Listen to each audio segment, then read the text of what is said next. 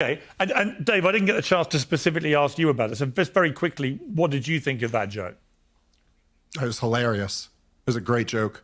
I don't even like understand entertaining this conversation of whether it crossed the line. And as you pointed out, Pierce, right? Like it just shows everybody's hypocrisy immediately, because like the people who are outraged about the George Floyd joke aren't outraged about the Charlie Kirk joke, and vice versa. It's a roast. It's edgy comedy, and if you don't like it, then don't watch it. It's really that simple. This is Dave Smith being asked about Pete Davidson's joke. Adam can have whatever opinion he wants on who he thinks is funny and who isn't funny. The bottom line is that millions of people love Pete Davidson, and if he does go on a stand-up tour, he'll be selling out giant theaters. So, like, if you don't like it, that's fine. Smith is taking aim at Adam Sosnick. You know, this guy. I don't understand what you're doing when you're trying to be pro-Hamas and pro-Iran. Hold on. When you strawman me, it makes this entire exchange fall apart. So I'm trying to have an honest exchange with you. I'm not putting words in your mouth. Please don't put words in my mouth. You can talk when I'm done talking, and that's how this will work. No? But if you strawman me, and argue that I'm making arguments that I didn't make, I'm going to interrupt you. I'm going to interrupt you if you lie about what I'm saying. So you're a grown-up when you argue. Got it.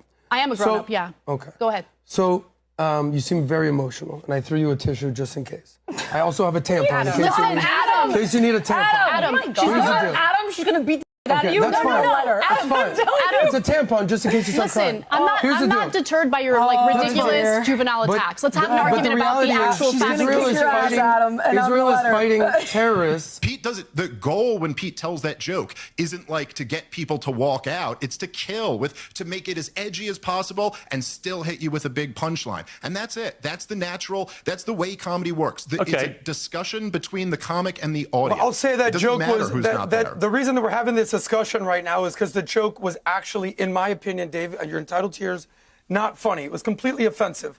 Tony Hinchcliffe, sexual reference to the throat.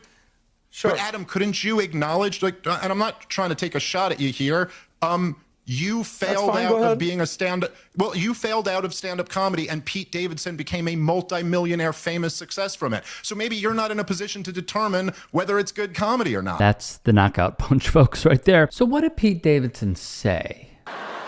Tony Hinchcliffe is here, looking like both a child molester and the doll they give the child to show where he touched them.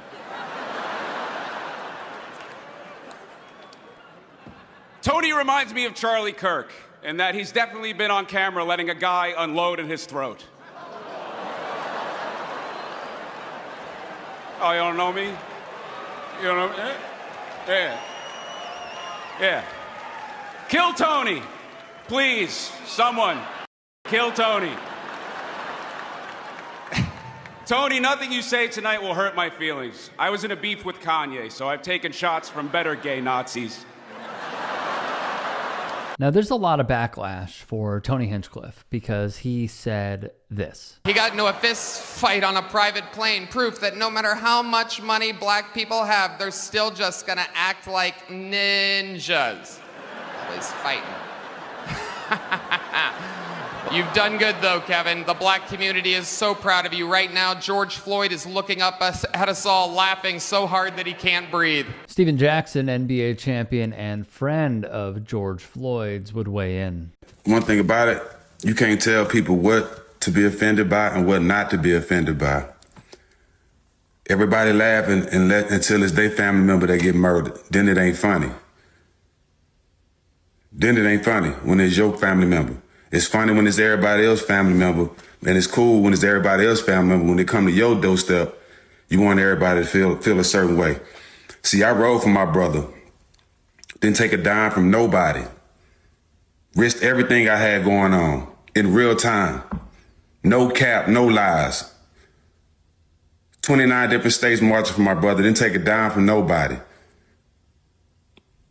Every dime they tried to pay me, me and Q gave back to the community. Wherever we went, we gave it back.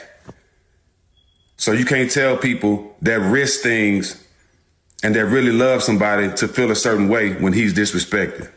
Clown. Y'all keep laughing though.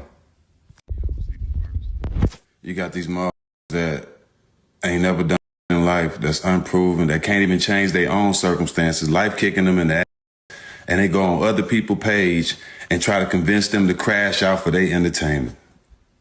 Bro, you can't even control your own life. You can't change your own circumstances. You think people that's actually successful care about your opinion?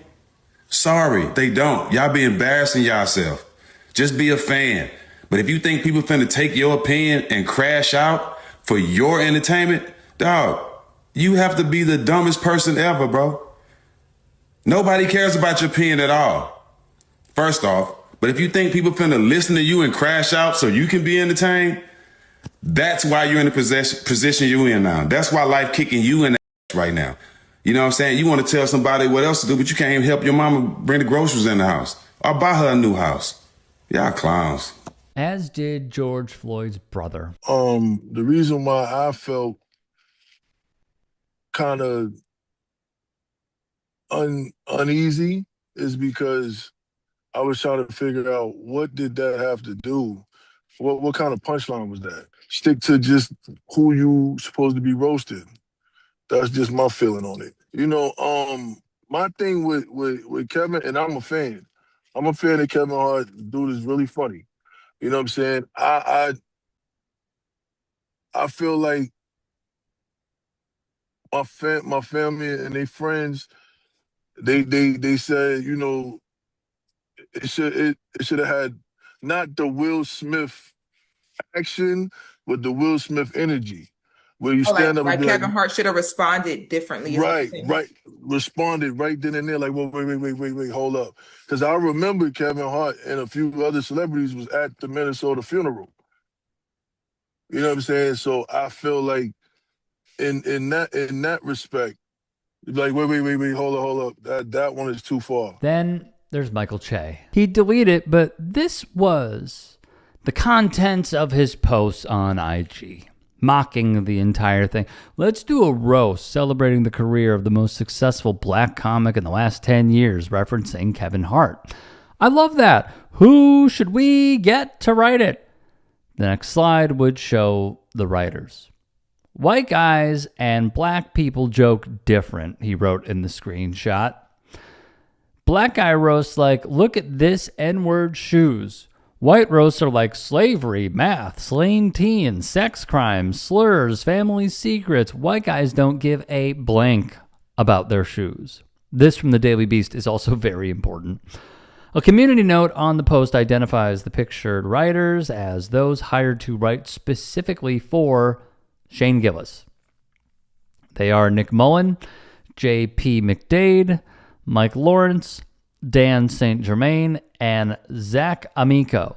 The note also clarifies that among the 17 credited writers for the show, only 3 were black: Harry Ratchford, Chris Spencer, and Joey Wells. Kevin Hart is so tiny. How tiny was he? He's so tiny that if he were around during the slavery days, they wouldn't use a whip to tear through his black back.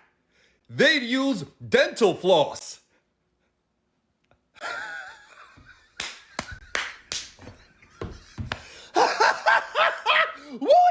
That's comedy. That's going to be a minty back.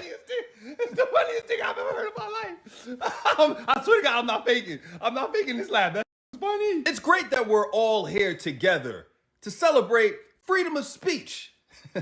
I actually had a dream that this happened. I woke up so excited I took a shot. Guess you could call me Martin Luther King.